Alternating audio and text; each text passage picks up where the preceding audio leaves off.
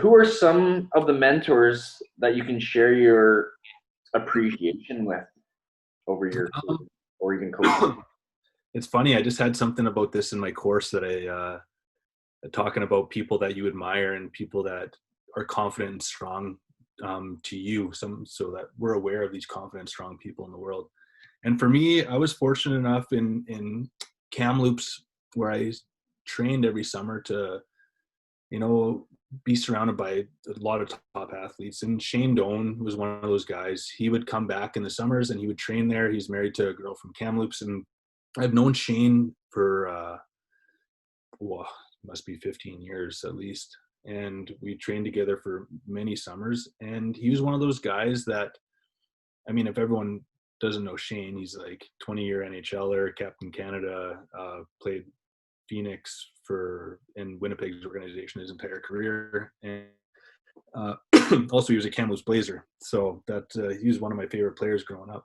But he was one of those guys that he had this ability to walk into a room and everyone was just focused on him. And it's because, and he looked like he was confident and strong and he had like a smile on his face.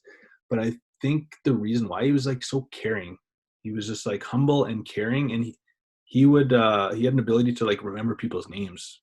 He would remember my parents' names and I maybe said it once and he'd be like 5 years later, he's like, yeah, how's Helmut and Mavis doing? My parents.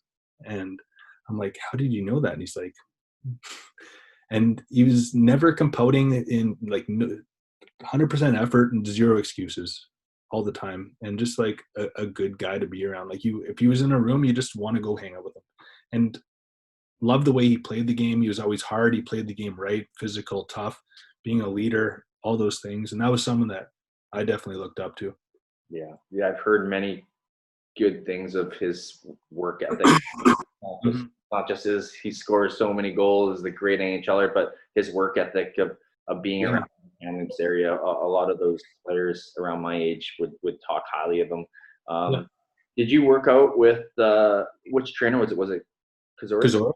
Greg Kazoris. He was one of my groomsmen at my wedding. Oh, okay, cool. Yeah, yeah. One of my best buddies. Yeah. So he trained a lot of those players up there. Yeah. You know, I'm sure Whittle or Zavatel or Wit. Yeah. I know all those guys. Yeah. Fisher, Ofukini. I think it was Ofukini, maybe Troy Ofukini. Yeah. I mean, Fish for sure. Quite. I mean, no, Uhas was gone by then, but yeah. I mean, Riley Nash, Brendan Nash. I don't know if you know the Nash brothers. Yeah. So, are there any other mentors from your junior days or like Spokane Chiefs, Minnesota Wild days that I you mean, could? there was just growing up. I mean, there's in the coaching world, there was always those coaches that inspired you. Um, there's something that I'll put it this way. So there's players that maybe there's a few traits or characteristics that they have, or coaches that they have a few things that you really like how they did. And I was inspired by those positive traits from people, how they approached whenever their attitude towards their daily habits in life and going to the rink and how they prepared. And for me, I kind of like try to take a little bit of positivity from a bunch of different people. And some of those people, for example, were Mike Babcock. There was, um, I loved how, his passion, he was so passionate, but he was also hard. Like I was also scared as 16 years old. I was coming to the rink and I didn't know what was going to happen. But I appreciated his passion. And then there's like captains I had too that, that they would give their right arm for the team. And like, they were just emotional and trying to do everything to let the team win. And one of those guys was Tyler Bauk. He played in Prince George back in the day. And I had him as a captain in Ingolstadt in the DEL here in Germany. And he was one of those guys, like, it was just great guy away from the rink, great family guy, great captain, great teammate. Just, one of those guys, you just take some of his characteristics with him. And that's how I kind of see it. Yeah, yeah, no, that's a Then there's a lot of bloodsuckers out there and vacuum cleaners that suck your energy and life out of you. And I try to avoid that. yeah, yeah. I mean, there's people out there. It's just like how we compare the real working world with hockey. In the real working world, that there are negative people and people that that don't handle stress or adversity too well. But on the other hand, there are in the working world leaders, people that love the challenges, that are strong people, workers to face that adversity and all that. It's just the same for hockey. In that hockey team, there's guys that are negative, that are big time complainers, and yeah. But everyone's there for a reason, and there's different things behind that. So also too, like when you're 16 and 17 years old, first 2 years of your dub, who were your captains and assistant captains? My first year, I had Derek Schutz, and he was a 20-year-old at the time. And then after that, I had, I believe, Brandon Cote. Oh, yeah. He's coaching now in Swifty. I think he spent a year in Prince Albert with the Raiders. So he's assistant coach now in the WHL. Yeah.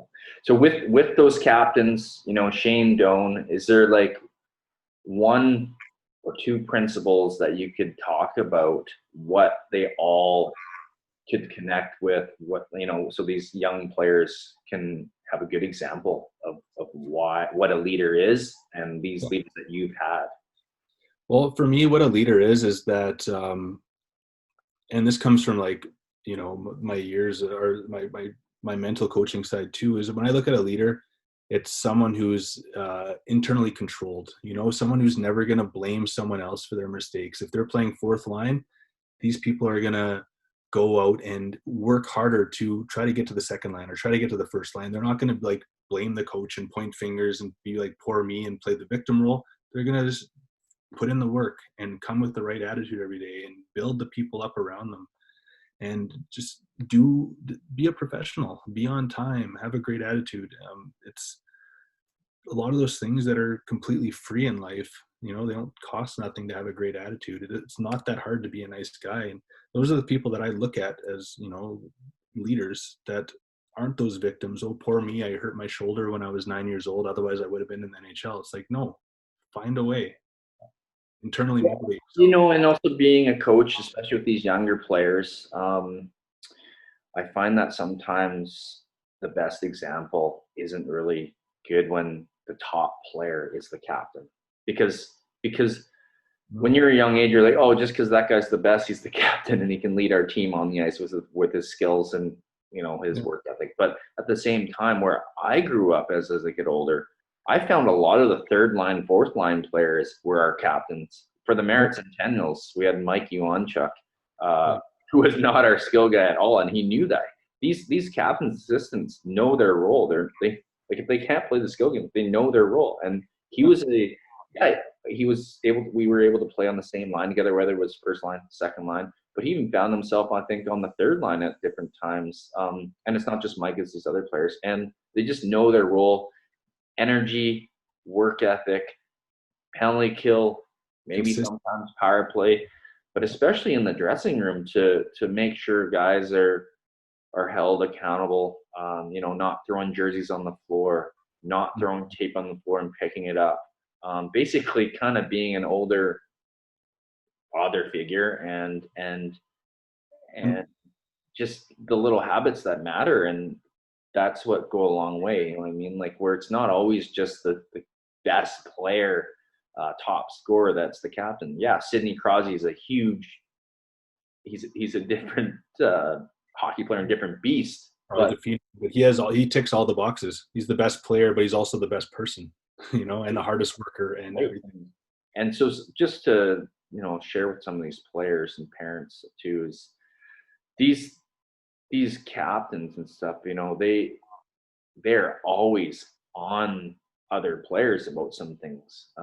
Some guy doesn't work hard in one of the drills, he's that first guy to call out the other player. And I was, I failed at this at different times too, whether it was, me not giving my all in that one drill, or me being an assistant captain or one of the captains and calling someone else. I had to learn that accountability. Yeah, I think it's right now, when like as a hockey coach, when I try to build my teams, I try to find, I don't look for like a team of all-stars. I look for a team of like good people, because with good people, people with the right attitude, you can coach them and they're going to buy in. You're not going to have a lot of those egos. And I don't look for, like, I hate the egos. Leave your ego at the door when you come on the team.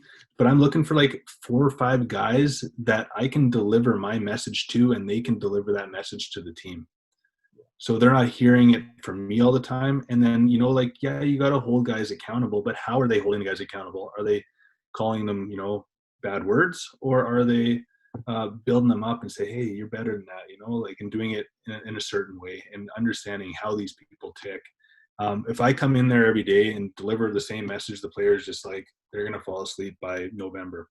Yeah. But if they're hearing it from their teammates who they really respect, the same message, it might click a little bit better. So, and in my experience too, I've had coaches like that you just start getting, things get to be the same the whole time and get a little boring. No excitement, no little kick in the bum from whoever. And at the same time, though, I know a lot of coaches, I would say good coaches too, are able to have that balance, but also have that team culture. Whether it's in the dressing room of calling each other out, having fun at the same time, or on the ice, calling each other out, not making tape passes, not receiving passes on their backhand, all that stuff, I find. Exactly. Yeah. Yeah. I mean, you nailed it. It's just be positive, be happy, be a good person. That's